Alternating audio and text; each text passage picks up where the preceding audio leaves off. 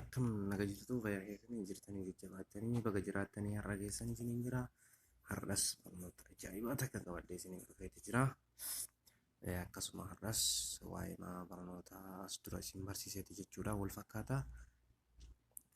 Barnaamijuma isiniif qabadheetiin dhufee jira. Har'as barnaamija bareedduu takka isin barsiisuudhaaf dhufeeti jira. Hanga xumura viidiyoo kiyyaatti na wajjin turaa isiniin jira. Isin irratti dheeressuu hadda. Barnaamijatti ajaa'ibaa qabadhee isiniif dhufeetiin jira. Tama akka gaddaatti daldusan jechuudha.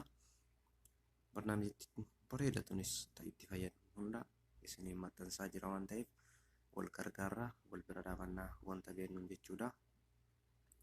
Isinis na bira dhaabadhaa ana deeggaraa isiniin jira. YouTube koo like, subscribe, share gochuudhaan maatii koo ta'a. Ana hordofaa isiniin jedha. Gamanumaan gara barnoota guyyaa har'aatti isin dabarsa. Hanga xumura viidiyoo kanaatti na wajjin tura. Kunoo barnaamijattiin suni tanuma jechuudha lafuma. Tana jechuudha. Tana isin barsiisuudhaaf dhufee fayyadameetiin jira. Amma itti fayyadamu malee guyyaa 4-5 gahaatti jira tana. Tana isiniin maxxansuu dhufe jechuudha. Isiniin maxxansa hanga xumuraatti na wajjin tura. Argaartu jedhanii yaada tana jechuudha. Isiisanii kunoo isii tana jechuudha. Adda baasee isiniif jira.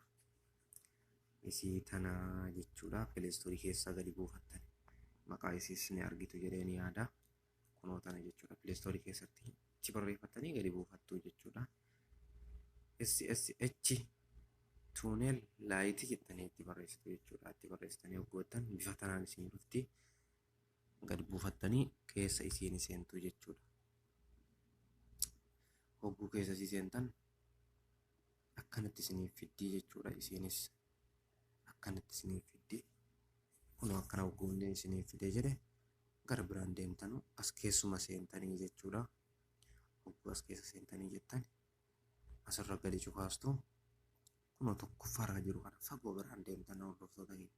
Tokkoffaarra jiru kana auto select kan jedhu kana achuma raga keetti jira kamallaa waan akka baatirii jiru kana jechuudha. Kunoo tokkoffaa kana achirra gadi kaa'attu jechuudha. Yoo hogguu achirra gadi kaa'attanii kaatan ammas ka jalaa kanatti gadi buutanii asirra kaa'attu. Asirra hogguu kaa'attanii jettan ammas keessa garseen ilaalaa jechuudha. Dursa kanarratti bakka ani itti fayyadamu san isin agarsiisuudhaaf akka isinii ta'uuf dammoo amma itti deebi'ee seenaa jechuudha.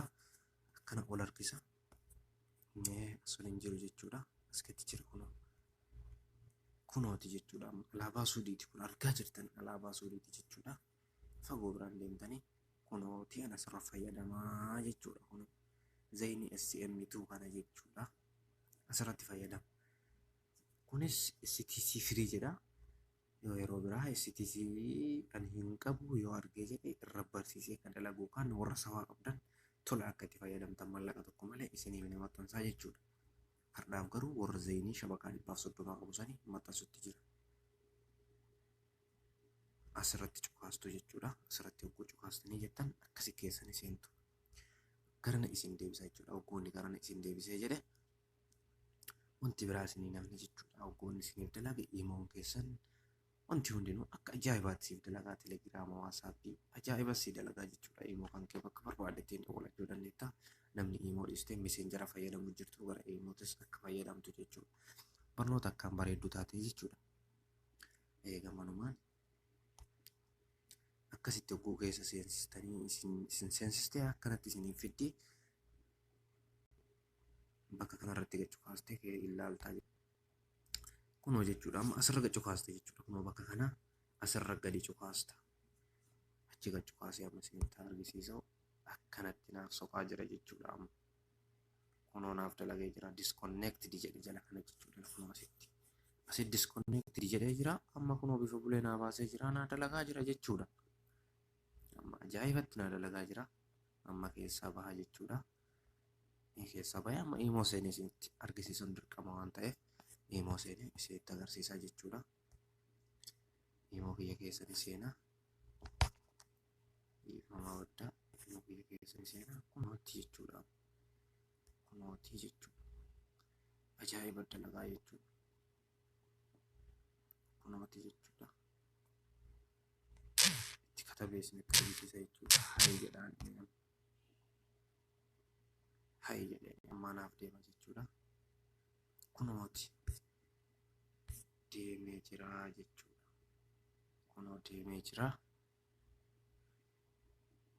Akkasitti akka itti fayyadamtan abdiin qabaa. Gamanumaan WhatsApp isinii dalagaa, wantuma kamuu isinii dalagaa jechuudha. Baay'ee isin jalaan dadhabuu humna isinii godhata. Akka ajaa'ibaatti isinii dalagaa jechuudha. Akka itti fayyadamtan ammas barnaamija biraanii qabaa. Suutuma suutaan isin barsiisa. YouTube koo jala seentanii akka daawwattan gamanumaan arras YouTube koo keessanii seentu jechuudha. Warroonni YouTube koo addisiidhaa taatanii keessa seentanii jechuudha. Akkanatti bakka kanatti irratti katabdu jechuudha. Naasir